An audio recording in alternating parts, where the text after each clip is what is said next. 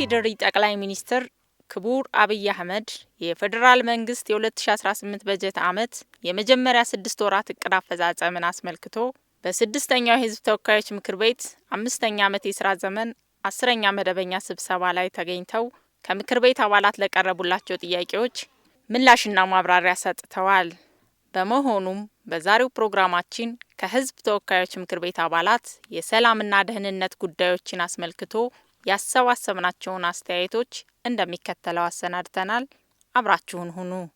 ዘላቂ ሰላም እንዲኖር ዘላቂ ስራ መስራት እንደሚያስፈልግ ነው። ሰላም ለሁሉም ወሳኝ ነው። የነበርንበት የፖለቲካ ባህል መቀየር ያስፈልጋል። ሰላም በግለሰቦች ብቻ የሚመጣ ሳይሆን የሁሉም ማህበረሰብ ተሳትፎ የሚፈልግ ነው። በአንዳንድ አካባቢዎች የሚከሰቱ ግጭቶችን በመፍታት ዘላቂ ሰላምን ለማጽናት ሁሉም አካል የበኩሉን ሊወጣ እንደሚገባ አስተያየታቸውን የሰጡን የምክር ቤት አባላት ገልጸዋል። ሰላማችንን የሚነሱን ነገሮች ብዙዎቻቸው ከጥንት ይዘን የመጣን አስተሳሰቦቻችን የተጣቡን አመለካከቶቻችን እንደሆኑ ጠቅላይ ሚኒስትሩ አስምሮ ተናግረዋል። ይሄ ደግሞ ያው ሁላችንም የምናምነው ጉዳይ ነው ማለት ነው። ያ ደግሞ ምንድነው መብቶቻችንን ማስከበር የምንችለው ጥያቄዎቻችንን ማስመለስ የምንችለው በግጭት በመሳሪያ አፈሙዝ ነው በጉልበት ነው የሚለው ከጥንት ይዘን የመጣ ነው ችግር አለብን ማለት ነው። የመጀመሪያ ትልቁ ዘላቂ ሰላም እዚህ ሀገር ላይ ለማረጋገጥ እነዚህ ነገሮችን ከቀጣይ ትውልድ አሁንም ከተቻለ ካለው ትውልድም አእምሮ ውስጥ ማውጣት ነው የሚያስፈልገው። እነዚህ የተዛቡ ትርክቶችና ድሮ እንደ ጀብድ የሆነ ቡድን የሆነ አካል ላይ የሆነ ቅሬታ ሲኖረው በጉልበት መፍታት ቤት ውስጥም ችግሮቻችንን በጉልበት እንደ ባህል አድርገን የወሰድነው ነገር አለ። ያ ሄዶ አገራዊ ፖለቲክሱ ላይ ይሄንን ነው ያመጣው ማለት ነው። የኔ ሐሳብ ኦልዌይስ ይበልጣል፣ ያንተ ሐሳብ ተራ ነው የሚሉ ሐሳቦች አያስፈልጉም። የተሰሩ ስራዎች አሉ፣ የሚቀሩም ብዙ ነገሮች አሉ። እነዚህ ነገሮች በደንብ አስገንዝበን ግጭቶች በሰላማዊ በውይይት እንዲፈቱ በተለይ የተጀመረው ሀገራዊ ምክክር ውጤታማና ስኬታማ እንዲሆን ያን ምክክሩ ማገዝ። ግጭት ለማንም አይጠቅምም። በግጭት የሚያተርፍ አካል ሊኖር ይችላል። ግጭት ሲጠፋ ሰላም ሲጠፋ የራሱ ጥቅም የሚቆምበት አካል አለ። መንግስት ግን እንደ መንግስት የትም አካባቢ ላይ ህዝቡ ሰላም እንዲሆን በሰላም ወጥቶ በሰላም እንዲገባ መንግስት እየሰራ ያለው ስራ የሚናቅ አይደለም። ትልቅ ስራ ነው እየሰራ ያለው። ለሰላም ዛሬም ነገም አሁንም በሩ ክፍት ነው እያለ እየነገረ ነው መንግስት። ከዚህ አንፃር አንዳንድ አካባቢዎች ላይ ሰላም ፈላጊዎች ይበቃናል፣ ጸብ አያዋጣንም፣ ግጭት አይጠቅመንም ብሎ ያሉ ለሰላም በተከፈተው በር እየገቡ ወደ ሰላም እየመጡ ናቸው። ያልመጡ አሉ። አሁንም እነዚህ ያልመጡ ኃይሎች ጫካ በመግባት ሳይሆን በሰላሙ መንገድ በሰላም ወደዚህ ኑና እንሰባሰብና እንወያይ በጠረጴዛ ዙሪያ ውይይት እናድርግ እያለ እየለመናቸው ነው ያለው። ሰላም ለሁሉም ወሳኝ ነው። ዘላቂ ሰላም ለማስፈን የሚያስፈልገው ምንድነው? መለየት ያስፈልጋል ማለት ነው። እነዚህ መሳሪያ አንግበው በየቦታው ግጭት እየፈጠሩ ያሉ ሰዎች እውነት ለህዝባቸው ነው ወይ? እንታገልለታለን መቼም ኮዝ አላቸው። ኮዛቸው ግን ጀስቲፋይብል ነው ወይ? ተገቢ የሆነ ኮዝ ነው ወይ? የኢትዮጵያን ምሰሶ መሰረትን የጠበቀ ነው ወይ? ብሔራዊ ጥቅም የሚባል ነገር የትም ሀገር ስንሄድ ብሔራዊ ጥቅም የሚባል ነገር አለ። መሳሪያ አንግቦ ስልጣን ይዛሉ ብሎ የሚያስብ ሰው ሊጠብቃቸው የሚገቡ መሰረታዊ ነገሮች አሉ። ሀገር የቆመችበትን መሰረታዊ ነገርን ማክበር ያንን መጠበቅ ነው። አሁን ግን እየሆነ ያለው ግን ያንንም ጭምር የምንድን ነው ማለት ነው። ስለዚህ በመሰረቱ እነዚህ ነገሮችን ማረቅና ማስተካከል ነው የሚያስፈልገው። ዛሬም ድረስ ጠቅላይ ሚኒስትሩ በግልጽ እንዳስቀመጡት ሰላምን በሚመለከት በራችን ሁሌም ክፍት ነው። እንወያይ። ጥያቄዎቻችሁን በመሳሪያ አፈሙዝ ለመመለስ መጣር አይጠቅም። ጊዜ ያለፈበት ነው። ፋሽኑ አልፏል። ምናልባት 60ዎቹና ከዛ በፊት የነበረው ነገር መሳሪያ አንስቶ ጫካ ገብቶ ሸፍቶ በመንግስት ላይ ጫና አሳድሮ ወይም ደግሞ ገልብጦ መንግስት የመሆንም ድሎች አጋጣሚዎች ነበሩ። ዛሬ ላይ ግን ይሄ ነገር የለም። አሁን የሚያስፈልገው ምንድነው? ኮዛልኝ ብሎ የሚል ሰው በጠረጴዛ ዙሪያ መጥቶ በውይይት የተለያዩ ውይይት አማራጮች አሉ። ወይም ደግሞ ወደ ሰላም መጥቶ ያንን ጥያቄ ለማስከበር ብዙ አማራጮች አሉ። ከነዛ ውስጥ አንዱ በምርጫ መሳተፍ አንዱ አማራጭ ነው። የብሔራዊ ምክክር ኮሚሽን እየተካሄደ ነው ያለው። ፓርቲ ሰላማዊ በሆነ መልኩ ፓርቲ አቋቁሞ መጥቶ መሳተፍ በተለያየ መልኩ ማለት ነውና አሁን በየቦታው የሆነ ያለው ተገቢ እንዳልሆነ ማህበረሰቡን ሰላም እየነሳ ትምህርት ቤት እየተቃጠለ እየወደመ ድልድይ እየፈረሰ ሆስፒታሎች እንደዚሁም የተለያዩ የጤና እንትኖች ተቋማት ያፈረሱ ለህዝብ ታገላለሁ ብሎ ማለትም የሚመስል ነገር ስላልሆነ ይሄንን ትቶ ወደዚህ እንዲመጡ መንግስቱ ላይ በሩ ክፍት እንደሆነና ሰላም ለማስፈን ደግሞ ከአንድ አካል ብቻ አይደለም መንግስትም የራሱን ድርሻ መውጣት አለበት ጸጥታ አካላት መውጣት አለባቸው ማህበረሰቡ መውጣት መቻል አለበት ውጭ ያለው አካልም መሳሪያ አንግቦ እየተንቀሳቀሰ ያለው አካልም ለሰላም ዋጋ ሰጥቶ ለዚህ የተደረገ ይሄ ጥሪ ሁሌ ላይቀጥል ይችላል ይሄ በር ሁሉ ጊዜ ክፍት ሆኖ ላይቀመጥ ይችላል ይሄን አጋጣሚ ተጠቅሞ መጥቶ ለጋራ ሀገር ለህዝባችን ሰላም ሲባል ሁሉም ይበኩሉ መወጣት አለበት ይሄ ልጆቻቸውን ኃይልሉ ይገባል ሊመክሩ ይገባል በየደረጃው ችግር ባለበትም ችግር በሌለበትም አካባቢ የሀገራችን ኢትዮጵያ ሴቶች በሰላም ጉዳይ ላይ ድርድር ሳይኖራቸው ዘብ ቆሞ የራሳቸውን ሀገር ከኔም ጨምሮ የሚፈልገውን ድርሻ በአግባቡ መወጣት አለባቸው ይሄ ደግሞ የራሳቸው ባህል አላቸው ሲንቄ ሌሎች ባህል አላቸውና በዛ ወጥቶ በመማጸን ጫካ የገቡ ያልሆነ ድርጊት ውስጥ የገቡ ልጆች እንዲመለሱ ወደ መንግስት እንዲመጡ ተማጽኖ በማድረግ እናቶች ያበረከቱት አስተዋጽኦ ቀላል አይደለም የተሰበሰቡ አጀንዳዎች አሉ ማግባቡ መሰረታዊ ጉዳዮች እነሱ ላይ ያው የምክክር ጊዜውም እየተጠናቀቀ ስለሆነ ቶሎ ብለን አገራችን ወደፊት ልትመራበት የምትችልበትን ስርዓት የመገንባት ስራ ካወዲው መስራት አለብን የትኛውንም ሰላም እንዳይኖር የሚያደርገውን አካል ህዝቡ ሳይሸሽግ ሳይደብቅ ወደ ፍለፊት ያወጣ ወደ ሰላም እንዲመጣ እንዲያደርግ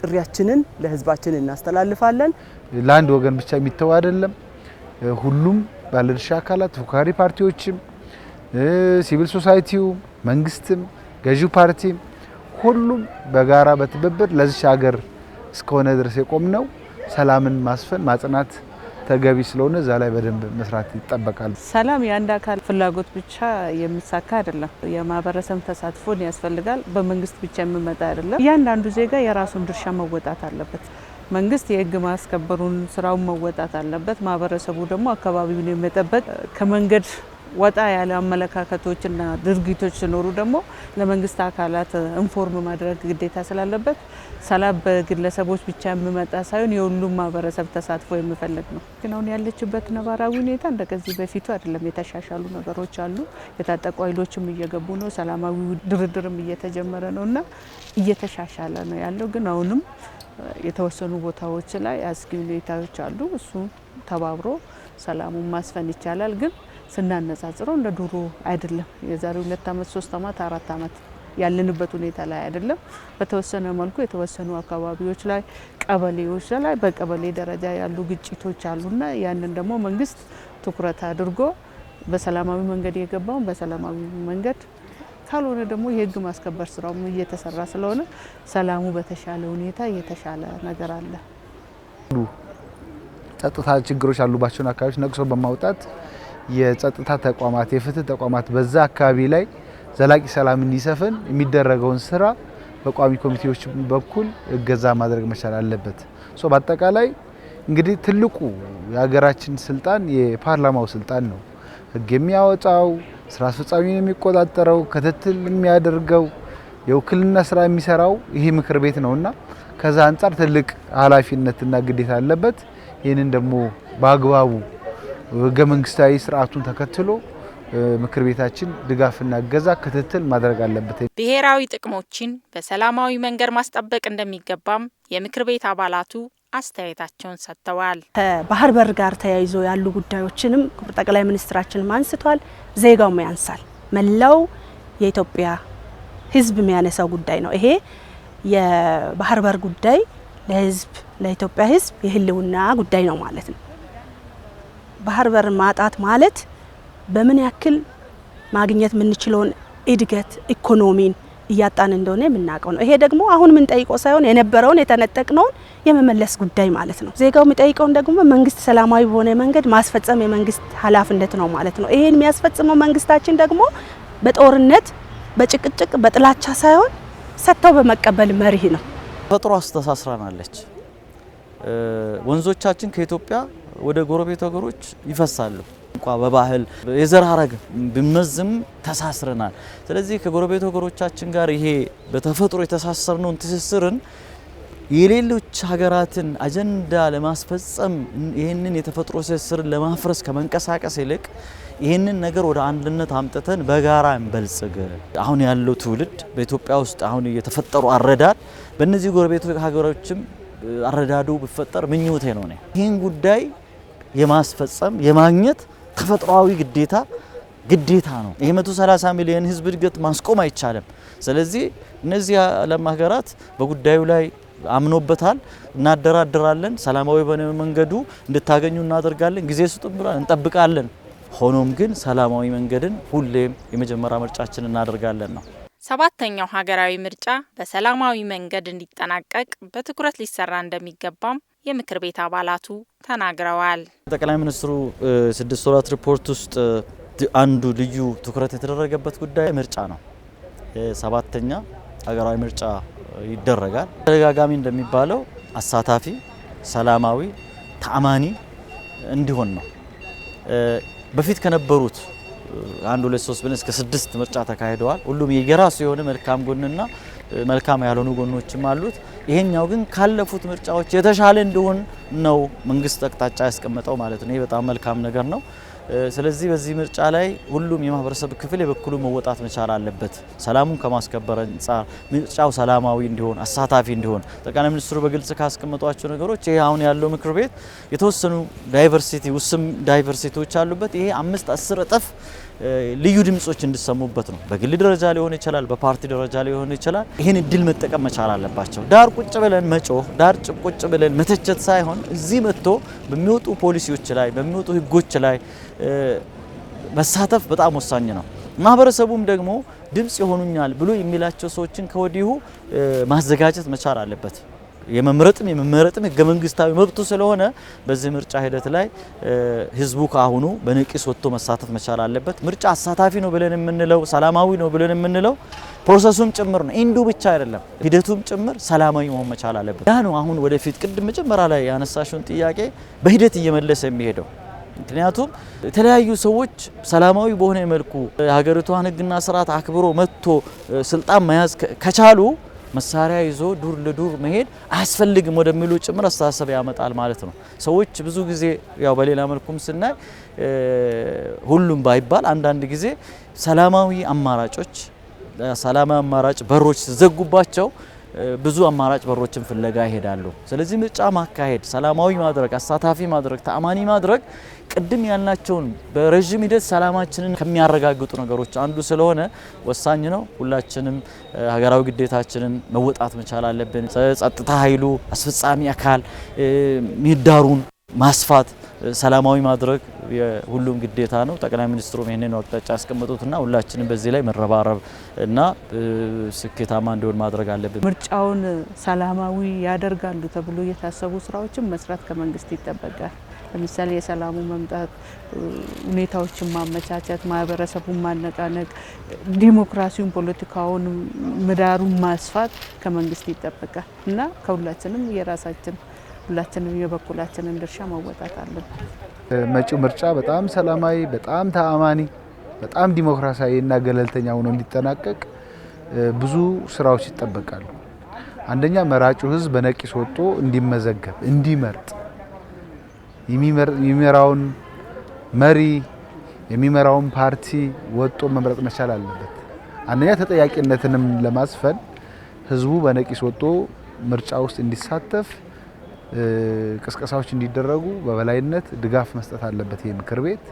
ሁለተኛ ምርጫው ውድድሩ ለሁሉም ተወዳዳሪዎች ምቹ የማድረግ ስራ፣ ዲሞክራሲ ምህዳሩ የማስፋት ስራ እንዲኖር በቋሚ ኮሚቴው በኩል ድጋፍ ማድረግ፣ ምርጫ ቦርድን ማገዝ፣ የምርጫ ቦርድ የማስፈጸም አቅም እንዲያድግ የማድረግ ስራ ከምክር ቤታችን ይጠበቃል ማለት ነው።